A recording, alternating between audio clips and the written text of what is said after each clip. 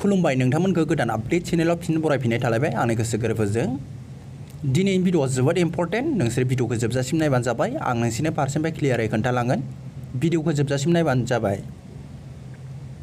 आं दिनै नोंसोरनो खोन्थागोन आरो एप्लाइ खालामना खोन्थागोन हेल्थ आइडि कार्ड। गोबां मानसियानो साननो हागौ हेल्थ आइडियालाय मा होननानै।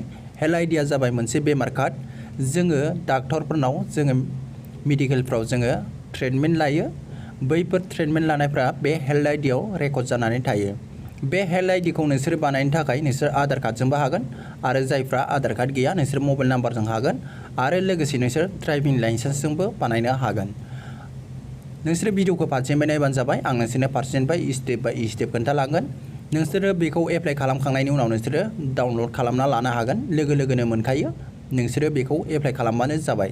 जायफ्रा खालामनो नोंसोर खालामदो आरो सोरबाफोर बुजियाबा नोंसोर कमेन्ट खालामनानै सोंहरबानो जाबाय, आं नोंसोरनो रिप्लाइ खालामनानै हरगोन।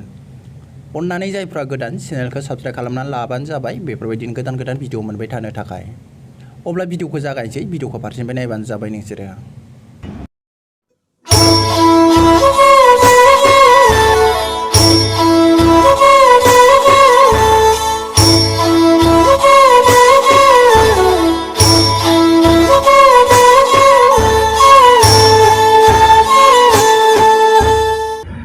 नोंथाङाबो नोंथांनि मबाइल स्क्रिनाव थांनानै लादो। अब्ला आंबो फैबाय। नोंथाङा क्रोम ब्राउजाराव थांबानो जाबाय। नोंथांनि मबाइलाव क्रोम ब्राउजार थाखायो, बयनिबो मबाइलाव क्रोम ब्राउजाराव टाइप खालामदो। अब्ला नै बेफोरबायदि इन्टारफेस खेवबाय। नोंथाङाबो मोजाङै नायब्लानो जाबाय। नोंथांनि मबाइलाव मोजाङै नायनानै खालामब्लानो जाबाय। बेफोरबायदि टाइप खालामदो हेल्थ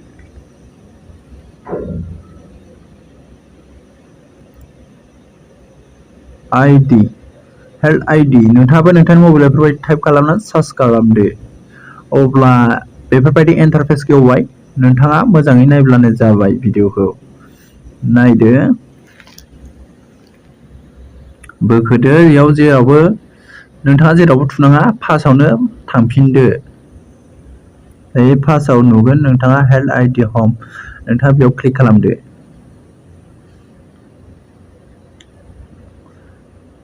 अब्ला बियो बेफोरबायदि इन्टारफेस खेवबाय। नोंथाङाबो नायदो, नोंथांनि मबाइलाव बेफोरबायदि जागोन। अब्ला नोंथाङा बेयाव नायदो क्रिएट इउर हेल्थ आइडि नाव, नोंथाङा बेयाव थुदो। बेनि उनाव बोखोदो। नोंथाङा आधार कार्डजोंबो बानायनो हायो, ड्राइभिं लाइसेन्स बानायो। आं दा फन नाम्बारजोंसो बानायगोन, डाइरेक्ट आधार कार्डजों बानाया। बेयाव क्लिक खालामदो गाहायाव। बिनि उनाव फन नाम्बारखौ लिरदो। बेयाव नोंथाङाबो आधार कार्डजों खालामनो गोसोबा आधार कार्डजों खालामनो हागोन। आं दा फन नाम्बारजोंसो डाइरेक्ट खालामगोन, बेनिखायनो फन नाम्बारखौ आं थुबाय। बेयाव आइ एग्रि थुदो, साबमिट थुदो। बेनि उनाव अटिपि नाम्बार थांगोन नोंनि मबाइलाव। अटिपि नाम्बारखौ बेयाव टाइप खालामबानो जाबाय। आंबो अटिपि नाम्बारखौ टाइप खालामसै, नोंथांनावबो थांदों जानो हागौ, नोंथाङाबो खालामबानो जाबाय। टाइप खालामखांनानै नोंथाङा साबमिटआव थुनानै होबानो जाबाय। भिडिअखौ स्किप खालामनाङा, नोंथांमोना नायजोबबानो जाबाय। साबमिट खालामखांनायनि उनाव नै बेफोरबायदि ओंखारगोन। बेयाव फार्स्ट नाम, मिडल नाम, लास्ट नाम, नोंथाङाबो नोंथांनिखौ फार्स्ट नाम, मिडल नाम, लास्ट नाम नोंथाङाबो लिरनो हासिगोन। अब्ला आङो फार्स्ट नामखौ लिरसै, मिडल नाम गैया, लास्ट नाम।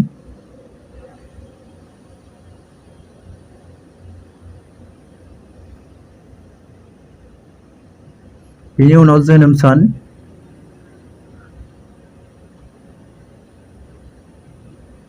इयो मास, बेनि उनाव बेयाव लिरनांगोन यार।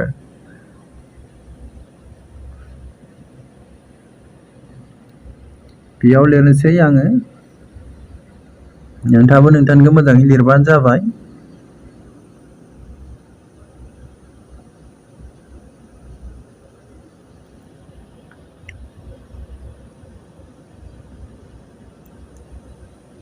माखासे थांबाय। बेनि उनाव माइल थुबाय।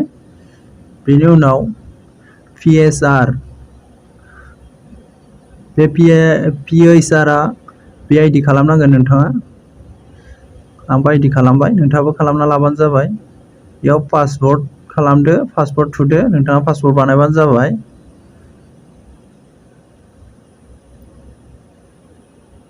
गाहायाव होनाय दं पासवर्ड, आं पासवर्ड खालामबाय।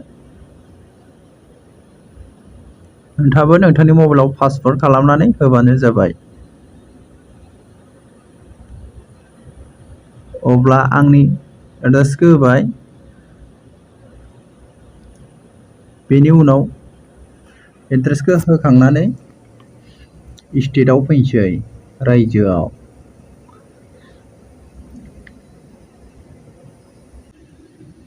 अब्ला आं स्टेटआव आसामखौ होबाय, नोंथाङाबो नोंथांनि स्टेटखौ होबानो जाबाय। बेयाव डिस्ट्रिक्ट, आंना डिस्ट्रिक्टआ धेमाजि, आं सेलेक्ट खालामबाय, नोंथाङाबो सेलेक्ट खालामबानो जाबाय नोंथांनि डिस्ट्रिक्टखौ। बेनि उनाव साबमिट नुदों, बेयाव साबमिटआव थुबानो जाबाय। आंबो साबमिटआव थुबाय, नोंथाङाबो थुदो। अब्ला नोंथांनि मबाइलाव बेफोरबायदि अपेन जाबाय, नोंथांनि हेल्थ आइडिया जाबाय। अब्ला नोंथाङा बेखौ डाउनलडबो खालामना लानो हासिगोन। बेबायदि प्रसेसजों नोंथांमोना गावबा गावनि मबाइलावनो गोरलैयै खालामना लानो हागोन।